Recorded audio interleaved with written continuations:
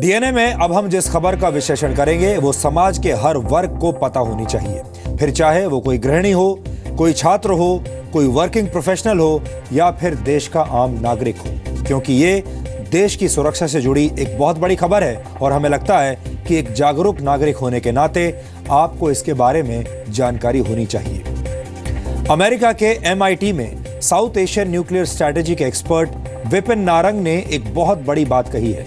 भारत और पाकिस्तान के बीच परमाणु युद्ध से संबंधित उनका ये बयान पूरी दुनिया में चर्चा का विषय बना हुआ है। इसलिए आज उनकी कही बातों और उसके पीछे छिपे संकेत को समझना बहुत जरूरी है। आपको बता दूं कि Carnegie Endowment for International Peace एक फॉरेन पॉलिसी थिंक टैंक है जो 107 वर्ष पुराना है। वर्ष 2015 में यूनिवर्सिटी ऑफ पेंसिल्वेनिया ने इसे दुनिया का तीसरा सबसे प्रभावशाली थिंक टैंक बताया था।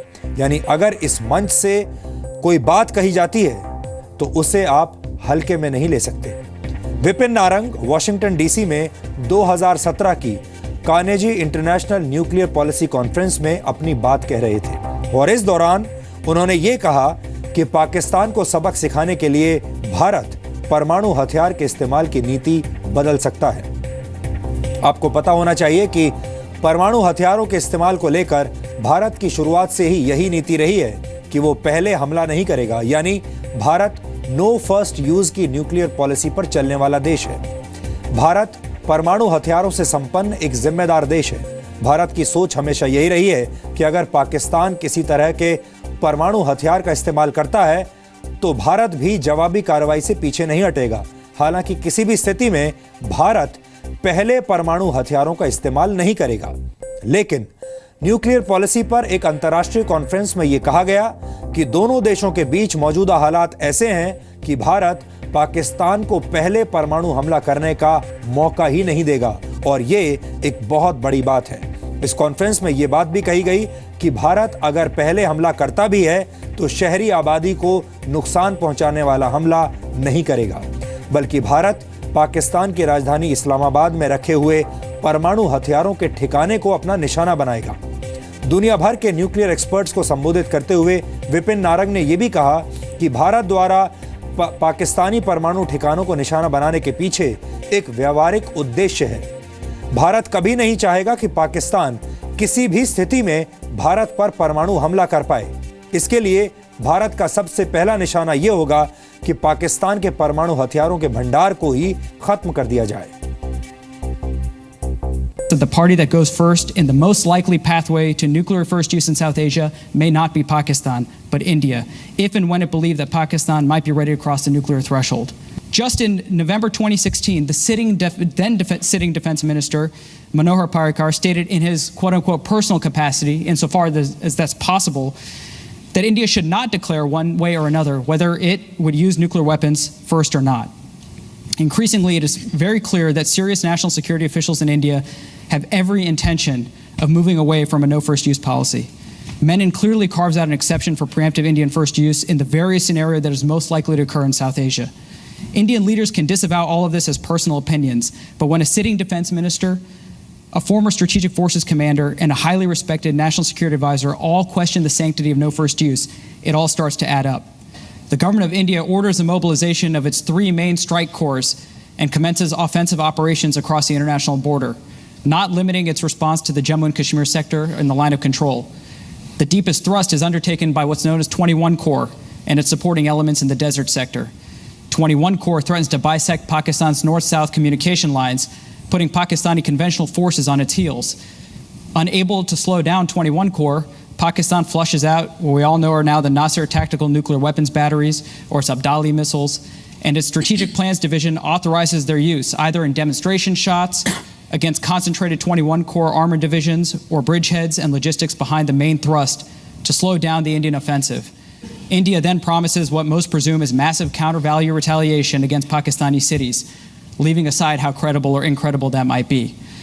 This is how nuclear first use would unfold in South Asia, right? Well, maybe not so fast. There is increasing evidence that India will not allow Pakistan to go first, and that India's opening salvo may not be conventional strikes trying to pick off Nasser batteries in the theater, but a full, comprehensive, and preemptive nuclear counterforce strike that attempts to completely disarm Pakistan of its nuclear weapons so that India does not have to engage in iterative tit-for-tat exchanges and expose its own cities to nuclear destruction. यहां पर आपके लिए साधारण भाषा में यह समझना भी जरूरी है कि भारत के न्यूक्लियर डॉक्ट्रिन और पाकिस्तान के न्यूक्लियर डॉक्ट्रिन में क्या फर्क है। वर्ष 1998 से भारत ने परमाणु हथियारों के इस्तेमाल को लेकर 3 बातों का खास ख्याल रखा है। पहली बात है क्रेडिबल मिनिमम डेटरेंस, यानी जरूरत के मुताबिक कम से कम हथियार का इस्तेमाल। दूसरी अहम बात है नो फर्स्ट यूज, यानी पहले परमाणु हथियारों का इस्तेमाल नहीं किया जाएगा। और तीसरी अहम बात यह है कि परमाणु हथियारों से हमला किए जाने की स्थिति में मैसिव रिटेलिएशन, यानी भारी पैमाने पर जवाबी कार्रवाई की जाएगी। जहां तक पाकिस्तान की बात है तो उसका कोई न्यूक्लियर डॉक्ट्रिन यानी परमाणु सिद्धांत है ही नहीं। वर्ष 2016 में पाकिस्तान की स्ट्रेटेजिक प्लानिंग डिवीजन के लेफ्टिनेंट जनरल खालिद किदवई इस बात को स्वीकार कर चुके हैं कि पाकिस्तान के सारे परमाणु हथियार भारत पर हमला करने के लिए फिक्स किए गए हैं। वैसे ध्यान देने वाली बात यह भी है कि नो फर्स्ट यूज पॉलिसी के अपने फायदे भी होते हैं। अगर कोई देश नो फर्स्ट यूज के सिद्धांत से बंधा हुआ है तो ऐसी स्थिति में परमाणु हमला करने का फैसला सामने वाले देश को ही लेना होता है। अगर कोई देश परमाणु हथियारों का इस्तेमाल पहले करता है तो अंतर्राष्ट्रीय स्तर पर उसकी काफी बदनामी होती है। इसे बहुत गैर जिम्मेदाराना काम माना जाता है। इसके अलावा नो फर्स्ट यूज के सिद्धांत को लागू करने के लिए कोई रकम भी खर्च नहीं करनी पड़ती और आप एक जिम्मेदार देश और जिम्मेदार न्यूक्लियर पावर के तौर पर दुनिया में जाने जाते हैं, यानी आपकी छवि अच्छी होती है, बेहतर बनती है। आपको एक शांति प्रिय देश माना जाता है। अब सवाल यह है कि यह बदलाव क्यों होने चाहिए और नो फर्स्ट यूज को लेकर फिर से बहस क्यों हो रही है। पाकिस्तान और चीन की गहरी होती दोस्ती भारत की सुरक्षा के लिहाज से काफी चिंताजनक बात है। चीन भी परमाणु हथियार बनाने के लिए पाकिस्तान की मदद कर रहा है। हालांकि आधिकारिक तौर पर चीन इस बात को कभी स्वीकार नहीं करता। सबसे बड़ी बात यह है कि पाकिस्तान में मौजूद आतंकवादी कभी भी वहां के परमाणु हथियारों पर नियंत्रण कर सकते हैं और ऐसी स्थिति में उनका सबसे पहला निशाना भारत होगा। ऐसे में भारत के पास दूसरा कोई विकल्प नहीं है और यही वजह है कि भारत की नो फर्स्ट यूज पॉलिसी में बदलाव की बातें अब हो रही हैं।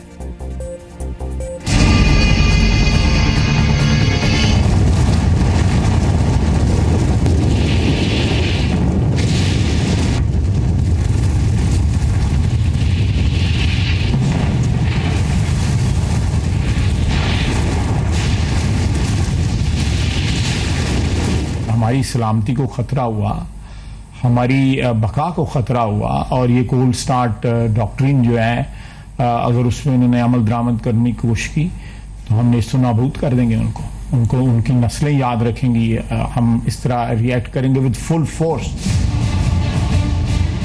न्यूज चैनलों के स्टूडियो में बैठकर परमाणु हमले की धमकी देने वाले पाकिस्तान को यह खबर चिंता में डाल सकती है। बंबई हुआ तो हम कहते हैं आतंकवादी खतरा है, वो तो हो गया, छोड़िए उसको, वो तो पीछे है। आगे की बात करें, कल जो हुआ था वो तो हो गया, आने वाले कल के बारे में बात करें। हमें किस चीज के लिए तैयारी करनी है? ये nuclear warfare, atomic warfare, biological warfare, ABC, जितने भी आप कहें, जितने भी आपके स्ट्रेटेजिक वॉरफेयर सिस्टम्स हैं, क्योंकि वो एक self assured guarantee destruction of the world होगा जिसके अंदर में ये पूरी की पूरी पृथ्वी के अंदर में इतना बड़ा वो हो जाएगा कि शायद उसके बाद युद्ध करने की आवश्यकता ही नहीं होगी क्योंकि लोग ही नहीं बचेंगे।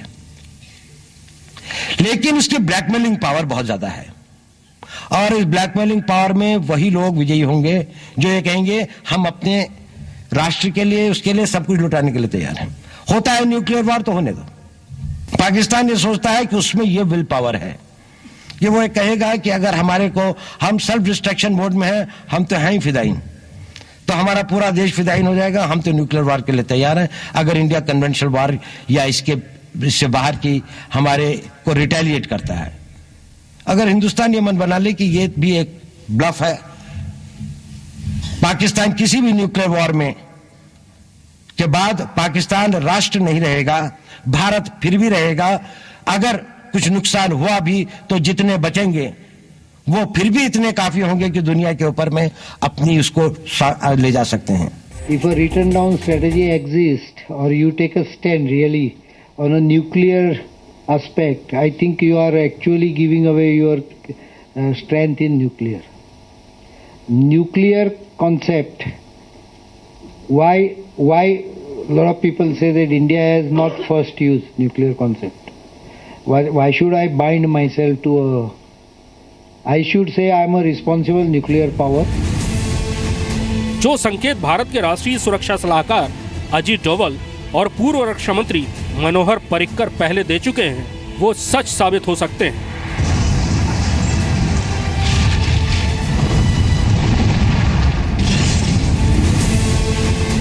क्योंकि परमाणु हथियारों के मामले में नो फर्स्ट यूज पॉलिसी की नीति को भारत बदल सकता है. और अगर ऐसा हुआ तो बार बार परमाणु हमले की धमकी देने वाले पाकिस्तान का वजूद मिट सकता है. जैसे पाकिस्तान के पास छोटे छोटे परमाणु शस्त्र बहुत हैं जो आसपास की परिधि में उनका उपयोग कर सकता है, लेकिन वो भी नहीं करेगा, क्योंकि करेगा तो वो पाकिस्तान जो है भूगोल से बाहर चला जाएगा. लोग केवल इतिहास में पढ़ेंगे कि पाकिस्तान नाम का कोई देश था. ये बात 107 साल पुराने उस फॉरेन पॉलिसी थिंक टैंक में कही गई है जिसे 2015 में दुनिया का तीसरा सबसे प्रभावशाली थिंक टैंक बताया गया था. अमेरिका के मशहूर परमाणु रणनीतिकार का दावा है कि अगर खतरा बढ़ा तो भारत पाकिस्तान पर परमाणु हमला कर सकता है. पाकिस्तान की तरफ से बढ़ रहे खतरे को देखते हुए इस बात की पूरी संभावना है कि नो फर्स्ट यूज पॉलिसी से बाहर निकलते हुए भारत पाकिस्तान पर न्यूक्लियर अटैक कर सकता है. That the party that goes first in the most likely pathway to nuclear first use in South Asia may not be Pakistan, but India, if and when it believed that Pakistan might be ready to cross the nuclear threshold. Bharat की विदेश नीति के अनुसार किसी भी देश पर पहले हमला न करने का सिद्धांत है. इससे पहले भी कई बार भारत ने अंतर्राष्ट्रीय स्तर पर यह वादा किया है कि वो कभी भी किसी देश पर न्यूक्लियर हमला करने की पहल नहीं करेगा.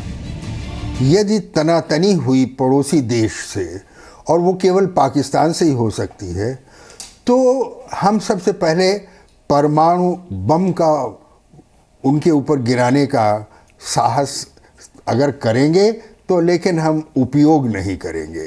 तो ये था कि हम सबसे पहले परमाणु शस्त्र का उपयोग नहीं करेंगे, पाकिस्तान पहले करे.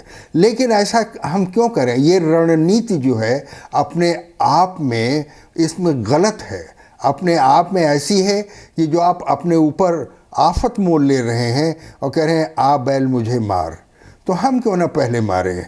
तो इसलिए जैसा कहते हैं कि जो जीता वही सिकंदर, तो जीतेगा वही जो पहले प्रहार कर ले, और पहले प्रहार करके आप उनको मटिया मेट कर दें. और परमाणु शस्त्र तो ऐसा है कि जब एक बार आपने अणु बम डालना शुरू कर दिया शत्रु के ऊपर, तो वो उठ नहीं पाएंगे, उनकी रीढ़ की हड्डी टूट जाएगी. लेकिन ये बात हम सभी जानते हैं कि परमाणु हथियारों के मामले में नो फर्स्ट यूज की पॉलिसी से देश की ताकत कमजोर होती है. चूंकि पाकिस्तान की नीयत हमेशा भारत विरोधी रही है और वहां मौजूद आतंकवादी कभी भी पाकिस्तान के न्यूक्लियर इंस्टॉलमेंट्स पर कब्जा कर सकते हैं. ऐसे में वक्त की मांग भी यही कहती है कि इस नीति में बदलाव जरूरी है. पहले यही कि हम शांति शांति शांति, किंतु हमको शमशान की शांति नहीं चाहिए. शांति कौन ला सकता है? जो सक्षम है. एक कविता है कि क्षमा शोभती उस भुजंग को जिसके पास गरल हो, वो सांप जिसके दांतों में विष है, अगर वो क्षमा करे तो मानेंगे. अगर उसके दांत ही नहीं है, विष ही नहीं है, तो लोग उसे पत्थर मार के अधमरा कर देंगे. तो कहने का तात्पर्य ये है कि हमारे अंदर शक्ति हो और फिर हम क्षमा करें, तो वो सच्ची शांति है. जाहिर सी बात है कि भारत परमाणु संपन्न जिम्मेदार देश होने के नाते अगर पहले हमला करेगा भी, तो कोशिश यही रहेगी कि ऐसा हमला करने के लिए भारत पाकिस्तान के किसी रिहायशी इलाकों को चुनने की बजाय उसके परमाणु ठिकानों को निशाना बनाए. यानी दूसरी भाषा में कहें तो पाकिस्तान से परमाणु हमले की स्थिति में भारत परंपरागत जवाबी हमला करने के बजाय पाकिस्तान की परमाणु क्षमता को ही खत्म करने की कोशिश करेगा. There is increasing evidence that India will not allow Pakistan to go first. and that India's opening salvo may not be conventional strikes trying to pick off Nasser batteries in the theater, but a full, comprehensive, and preemptive nuclear counterforce strike that attempts to completely disarm Pakistan of its nuclear weapons so that India does not have to engage in iterative tit-for-tat exchanges and expose its own cities to nuclear destruction. रक्षा विशेषज्ञों के मुताबिक ऐसे कदम से भारत और पाकिस्तान के बीच युद्ध की स्थिति में शुरुआत से ही भारत अपना पलड़ा भारी कर लेगा और उसे अपने किसी भी शहर पर परमाणु हमले का खतरा नहीं रहेगा। समय की मांग भी यही कहती है, क्योंकि पाकिस्तान जैसा पड़ोसी देश बार बार परमाणु हथियारों के नाम पर भारत को धमकी देता रहता है। ऐसे में न्यूक्लियर पॉलिसी में देश के हित को ध्यान में रखते हुए बदलाव किए जा सकते हैं। रूफी जैदी के साथ ब्यूरो रिपोर्ट, जी मीडिया, दिल्ली। पाकिस्तान के पूर्व प्रधानमंत्री जुल्फिकार अली भुट्टो ने अपने परमाणु कार्यक्रम की शुरुआत करते हुए कहा था कि पाकिस्तान घास की रोटियां खाकर गुजारा कर लेगा, लेकिन परमाणु बम जरूर बनाएगा। लेकिन अगर वो इस गलतफहमी में है कि वो भारत को बर्बाद कर देगा, तो उसे एक बार फिर से विचार कर लेना चाहिए। ये पाकिस्तान के लिए अच्छा रहेगा। इसमें कोई दो राय नहीं कि भारत और पाकिस्तान के बीच अगर परमाणु युद्ध की नौबत आती है तो नतीजा बहुत बुरा होगा। ऐसे हालात में मरने वालों की संख्या लाखों तक जा सकती है। कृषि और पर्यावरण पर कई वर्षों तक इसका असर रह सकता है। लेकिन ये बात भी सच है कि भारत से टकराने के बाद पाकिस्तान का वजूद भी हमेशा के लिए खत्म हो जाएगा।